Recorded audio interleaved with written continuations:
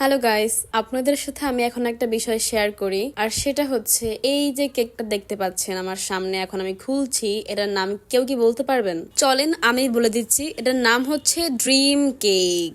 দেখে কি একদমই মনে হচ্ছে যে এটা ড্রিম কেক? যারা যারা ড্রিম কেক খেয়েছেন তারা অবশ্যই বুঝবেন। তো যাই হোক, আমি অনেক দিন ধরেই ফেসবুকে দেখছিলাম ড্রিম কেকের অ্যাড। সব পেজ শুধু ড্রিম কেক মানে পুরো ভাইরাল হয়ে গিয়েছিল ফেসবুকে। তো আমার অনেক ইচ্ছা ছিল যে আমি ড্রিম কেক খাবো, কিন্তু আমি অনেক কনফিউশনে ছিলাম এবং ভয়ও পাচ্ছিলাম যে ওরা যেভাবে দেখাচ্ছে এটা আসলে খেতে এরকম মজা হবে কিনা বা আমি প্রপারলি এভাবেই পাবো কিনা। তো শেষমেশ সকল কনফিউশন দূর করে আমি প্রায় 4-5 মাস পরে গিয়ে আমি এই কেকটা অর্ডার করি, তাও একটা পেজ থেকে। বাট পেজটার নাম আমি এখানে আর মেনশন করলাম না, তার রেপুটেশনের কথা ভেবে। বাট যারা কেক বানিয়ে অনলাইনে সেল করেন তাদের উদ্দেশ্যে আমি একটা কথাই বলবো, অবশ্য সবার উদ্দেশ্যে এটা বলা না, যারা একটু কেক বানানো শিখেই অনলাইনে সেল করা শুরু করে দেয় তাদের উদ্দেশ্যে বলা। প্লিজ আপনারা অ্যাকচুয়ালি কেক বানানো শিখে তারপরে অনলাইনে সেল করেন, কারণ আমরা যারা টাকা দিয়ে খাবারটা কিনছি তাদের কিন্তু টাকাটা খুবই কষ্টের। এটা বলার রিজন হচ্ছে এটাই যে এই কেকটা এতটাই খারাপ ছিল, আমি আমার লাইফে এত জঘন্য কেক খাইনি ভাই। কারণ নর্মাল কেক তো খেতে এমনিই মজা, বাট ড্রিম কেকটা কিন্তু এর থেকে